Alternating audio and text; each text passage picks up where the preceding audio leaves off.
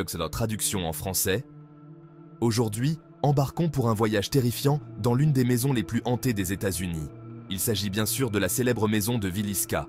En 1912, cette paisible demeure de l'Iowa s'est transformée en scène d'un crime des plus horribles. Le matin du 10 juin, les corps de 8 personnes, dont 6 enfants, ont été retrouvés massacrés à coups de hache. Ce qui rend cette maison encore plus dérangeante, c'est que le tueur n'a jamais été identifié. Imaginez vivre dans un lieu où les esprits des victimes errent peut-être encore, en quête de réponse, voire de justice.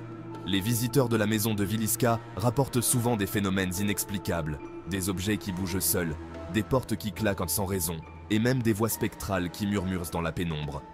Certains affirment avoir vu des apparitions, des ombres furtives glissant dans les couloirs. D'autres disent avoir ressenti une présence glaçante les suivre, comme si quelqu'un ou quelque chose les observait sans cesse. L'une des histoires les plus glaçantes est celle de Johnny Hauser, un enquêteur du paranormal qui a passé plusieurs nuits dans la maison. Il raconte qu'une nuit, il a entendu des pas lourds monter l'escalier, suivis de rires d'enfants.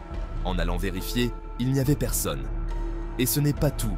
Certaines personnes prétendent avoir vu des visages apparaître dans les miroirs, ou des ombres se déplacer dans leur dos.